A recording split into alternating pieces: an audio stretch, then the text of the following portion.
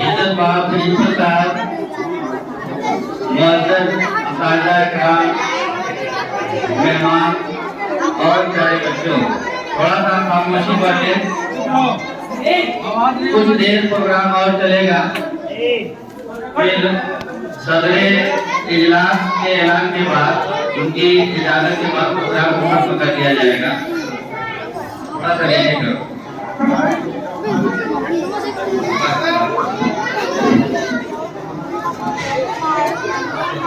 बच्चों, आज गणतंत्र दिवस है, जिसे हम 26 जनवरी के नाम से जानते हैं। ये आज का 73वां गणतंत्र दिवस है, यौम-ए जमहूरिया है। मुल्क को आजाद हुए तो और ज्यादा दिन हो चुका है।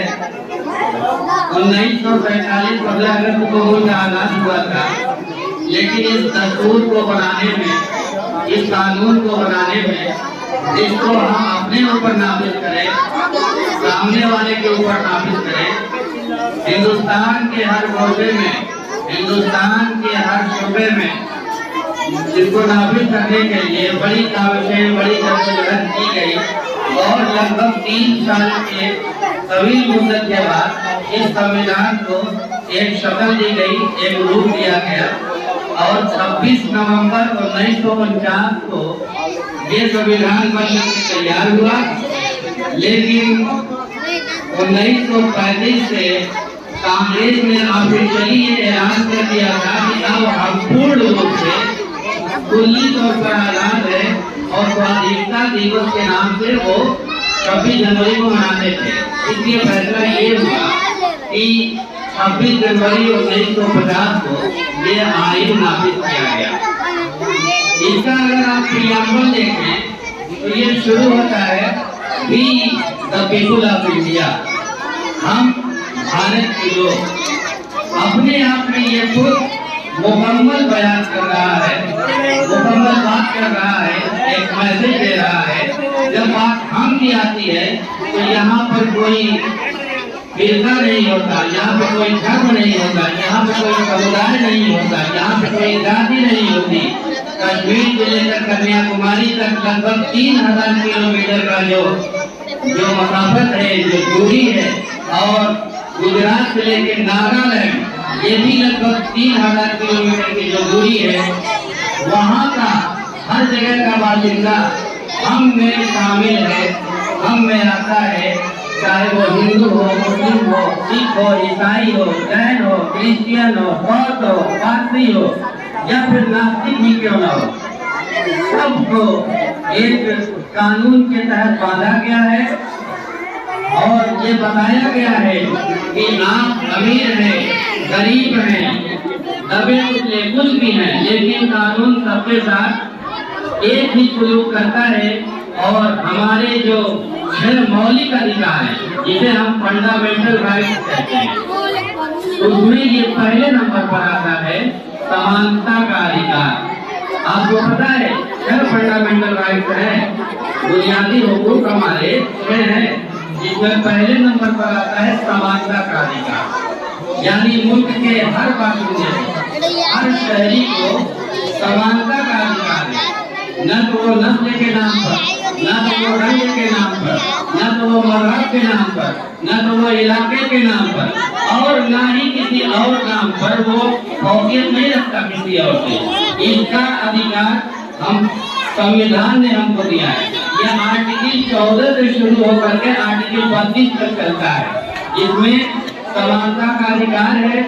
दूसरे नंबर पर आता है स्वतंत्रता का अधिकार, आजादी का अधिकार। यह भी संविधान ने हमको दिया है। स्वतंत्रता के अधिकार में भी कई अधिकार आते हैं, जैसे हम कहते हैं फ्रीडम ऑफ स्पीच, बोलने की आजादी। बोलने की आजादी का ये मतलब नहीं कि हम किसी को गाली दें। बोलने की आजादी का मतलब ये होता है कि हम इस आजादी में बच करके अपने हुकूक और अपनी हदों में बच करके किसी पर तनकीद कर सकते हैं। कोई चीज जो हमें अच्छी नहीं लगती उसके बारे में कह सकते हैं, लेकिन आईन के दायरे में। और साथ ही साथ हम आजाद हैं बंधुआ मजदूरी खत्म हो जाती है स्वतंत्रता के अधिकार में, और इसी तरह से बाल श्रम को भी खत्म किया गया। तीसरे नंबर पर आता है आपका मौलिक अधिकार में शोषण के खिलाफ अधिकार। शोषण एक्सप्लॉइटेशन, कोई भी अगर किसी का शोषण करता है तो उसे पूरा राइट है कानून को लेने का, अदालत में जाने का, अपनी आवाज को उठाने का, धरना प्रदर्शन करने का, घेराव करने का। और इसी तरह से क्योंकि वक्त ज्यादा हो चुका है और बच्चे भी अब बेचैनी महसूस कर रहे हैं, तो मैं अपनी बात को काट करना चाहता हूँ। उसके बाद आता है सांस्कृतिक और शैक्षणिक अधिकार। इसमें हम अपनी तहजीब, अपनी सकाफत, अपनी संस्कृति, अपनी परंपरा, अपने क्षेत्र के हिसाब से, अपने इलाके के हिसाब से, अपनी मान्यताओं के हिसाब से, अपने मतों के हिसाब से उसका पालन कर सकते हैं, उसका प्रचार कर सकते हैं। ये क्या है जी? अच्छा, तो इस तरीके से हमको बहुत से अधिकार मिले हैं, लेकिन उसको समझते हुए अगर हम अपने अधिकारों की रक्षा के लिए, अपने हकूक को मांगने के लिए जद्दोजहद करते हैं, तब तो हमको कामयाबी मिलेगी, नहीं तो नहीं मिलेगी। और इसके लिए ये जरूरी है कि हम अधिकारों को समझें। उसके लिए हम संविधान को पढ़ें, कानून को पढ़ें। बगैर इसे पढ़े, बगैर तालीम लिए हम इस लायक नहीं हो सकते।